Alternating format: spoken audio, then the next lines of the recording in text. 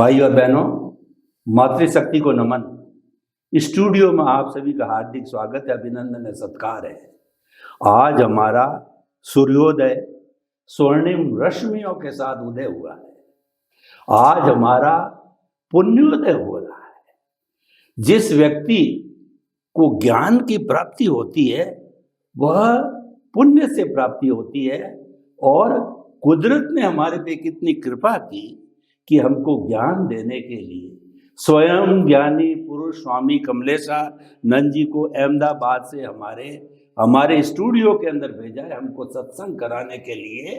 और जिस व्यक्ति को सही सनातन सत्य का ज्ञान हो जाता है उसका ये मानव जीवन धन्य हो जाता है।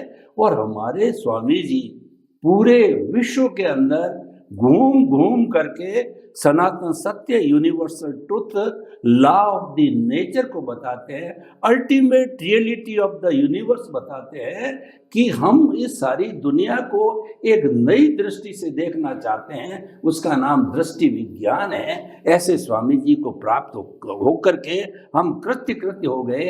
हम सभी श्रोताओं आपकी तरफ से स्वामी जी के प्रति अनंत कृतज्ञता ज्ञापित करता हूँ कि आपका आशीर्वाद हम सभी पे बना रहे। जय सच्चिदानंद। जय सच्चिदानंद।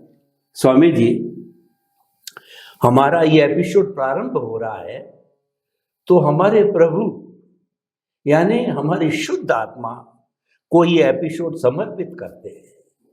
देखिए, सारी दुनिया मानती है कि इस दुनिया में जो कुछ होता है ईश्वर की ताकत से होता है, ईश्वर करता है और ईश्वर की कृपा चाहिए। तो हमारा अध्यात्म विज्ञान है किसको ईश्वर मानता है और उस ईश्वर की क्या परिभाषा है, ईश्वर के क्या गुण हैं और ईश्वर किस तरीके से हमारे जीवन को धन्य करता है, या हमारा भविष्य को सुधारता है, या हमें मुक्ति का मार्ग बताता है। कृपया अध्यात्म विज्ञान में ईश्वर के बारे में पूरा खुलासा कीजिए।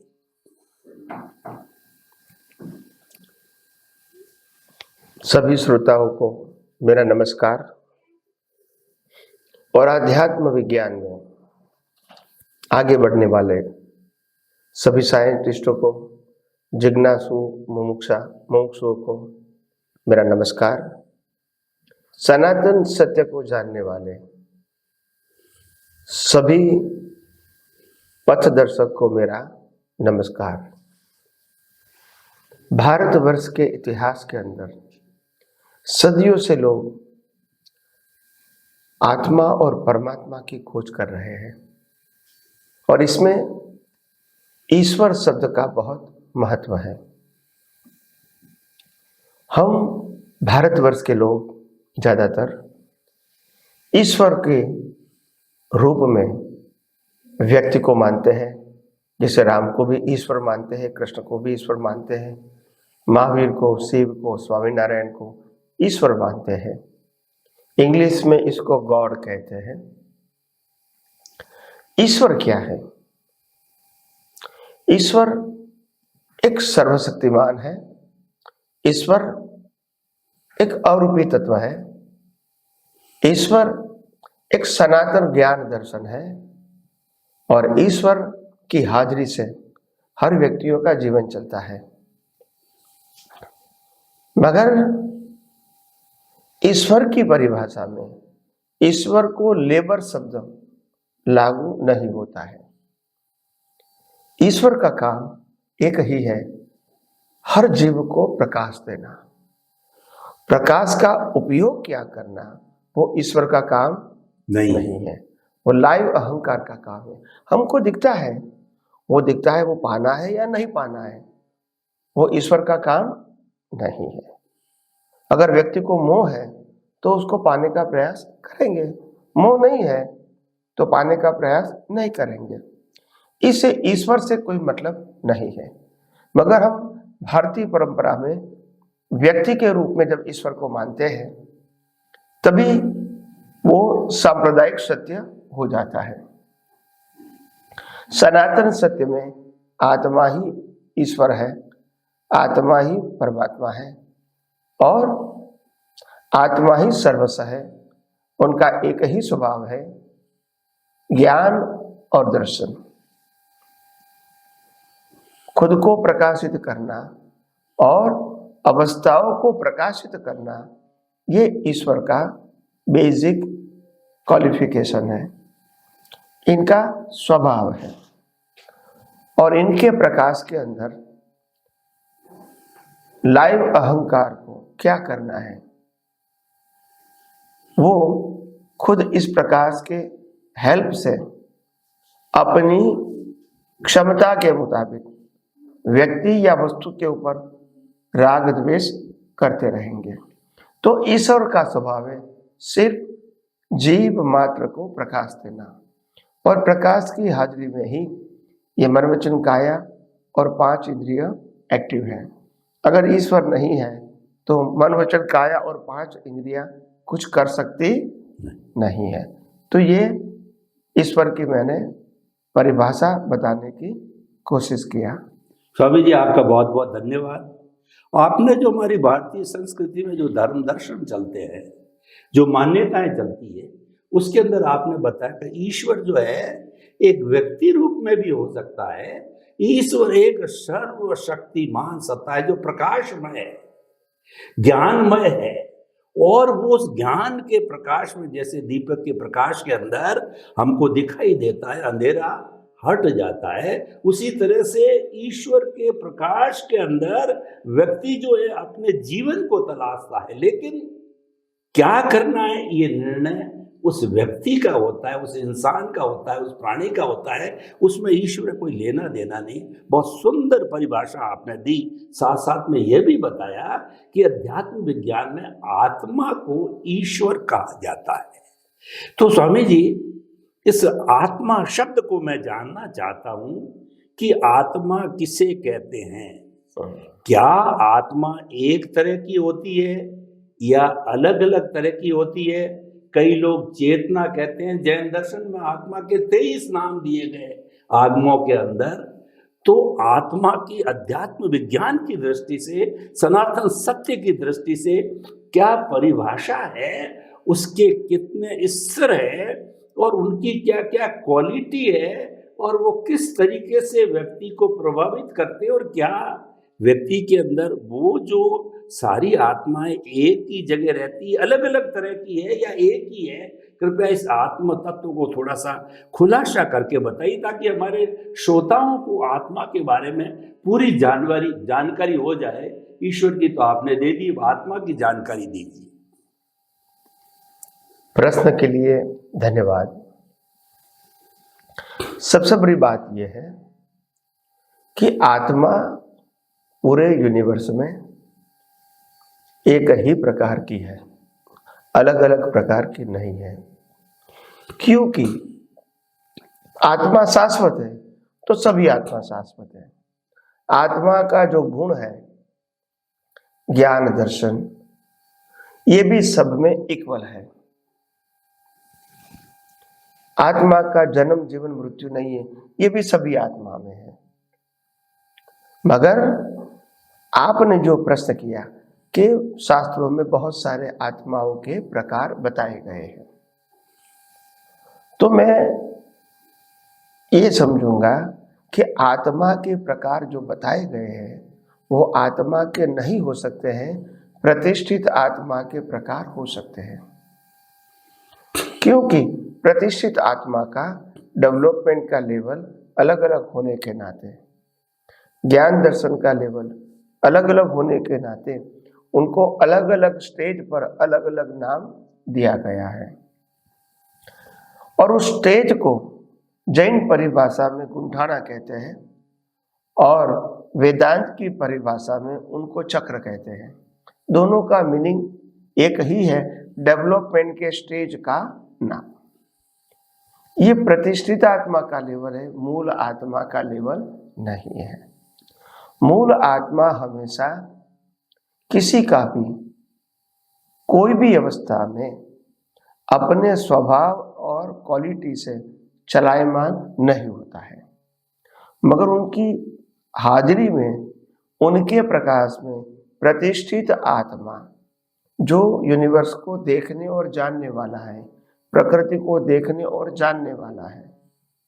वो अपने ज्ञान दर्शन के आधार से अवस्थाओं को नापता है, समझता है, अनुभव करता है। तो ये लेवल है, उसका नाम अलग अलग लेवल का हो सकता है। और इसीलिए आध्यात्मिक पुरुषों ने अनुभूति के लेवल को एक अलग अलग टाइटल बताया। वो आत्मा का टाइटल अलग अलग नहीं है। और भारतवर्ष के अंदर सदियों से आत्मा और प्रकृति दो की ही बात किया है, प्रतिष्ठित आत्मा की बात नहीं किया है। और इसीलिए जो जो लेवल बताए प्रतिष्ठित आत्मा के, वो आत्मा के लेवल हो गए हैं। और इसीलिए आज भी लोगों को, जो तत्वचिंतक है, इनको आज भी कंफ्यूजन होता है कि आत्मा अलग अलग प्रकार की हो सकती है, आत्मा का लेवल अलग अलग प्रकार का हो सकता है। ऐसा कंफ्यूजन हो जाता है क्योंकि वहां प्रतिष्ठित आत्मा का उल्लेख नहीं है। तो मूलतः आत्मा में एक आत्मा और दूसरे आत्मा में कोई अंतर नहीं होता है। अस्तित्व के रूप में और क्वालिटी के रूप में कोई अंतर नहीं है। तो मेरा कहने का मतलब ये है, जो लोग आत्मा के अंतर की बात करता है, अलग अलग प्रकार की बात करता है, अलग अलग टाइटल की बात करता है, ये प्रतिष्ठित आत्मा का लेवल हो सकता है कि वो अज्ञान से विज्ञान की ओर, व्यवहार से निश्चय की ओर और लौकिक सत्य से सनातन सत्य की ओर जाने का जो रास्ता है, वो रास्ते का स्टेज अलग अलग हो सकता है और अलग अलग स्टेज का अलग अलग नाम भी हो सकता है। तो मैं जिस प्रकार से मेरा जो दर्शन बताता है, ये है कि आत्मा का कोई प्रकार नहीं होता है, और आत्मा की कोई क्वालिटी में भी कोई डिफरेंस नहीं होता है। तो ये मेरा कहने का तात्पर्य यही है कि भारतवर्ष के अंदर, क्योंकि जब से कलयुग के अंदर अनुभवी ज्ञानियों का लोप हो गया, तब से देह और आत्मा की ही बात होने लगी।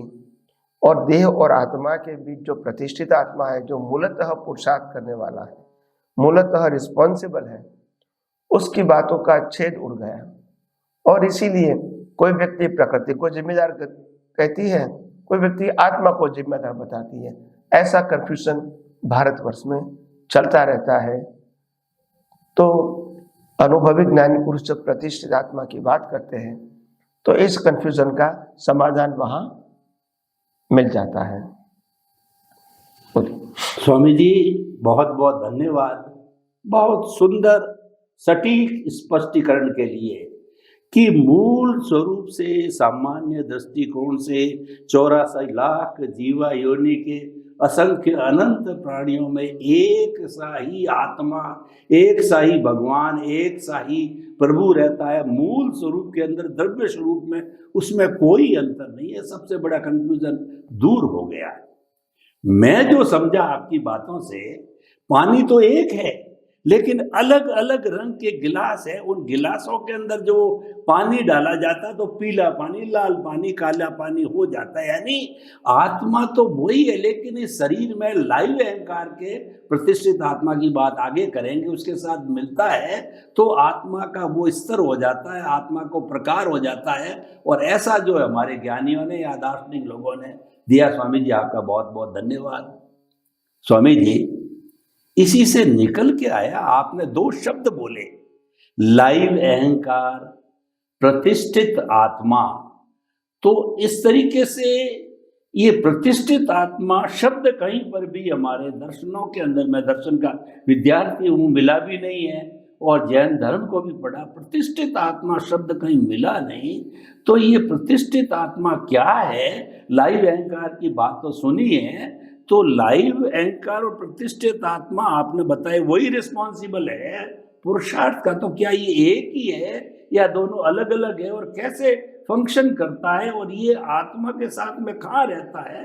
कृपया थोड़ा सा इस प्रतिष्ठित आत्मा को अभी भी करेंगे, और अगर एपिसोड पूरा भी हो जाएगा तो नेक्स्ट एपिसोड में इसको हम जानना चाहेंगे, क्योंकि एक नई चीज है हमारे लिए, एक नई खोज है, तो हमारे दर्शकगण इसको गहराई से जानना चाहेंगे। तो कृपया जितना समय है वो प्रतिष्ठित आत्मा लाइव एंकर का आप बारे में बताइए। प्रश्न के लिए धन्यवाद। सबसे बड़ी बात यह है कि प्रतिष्ठित आत्मा का उल्लेख ज्यादातर हमारे वर्तमान शास्त्रों में नहीं बताया गया है, और इसीलिए नहीं बताया गया है क्योंकि वैसे वो चेतन भी नहीं है और जड़ भी नहीं है, और इसीलिए लोगों को बताना है तो इसका प्रमाण चाहिए, और प्रमाण उसका दिखता नहीं है क्योंकि वो ज्ञान जो है मूल ज्ञान है, वो मूल ज्ञान से उनका अस्तित्व है, उनकी हाजिरी से।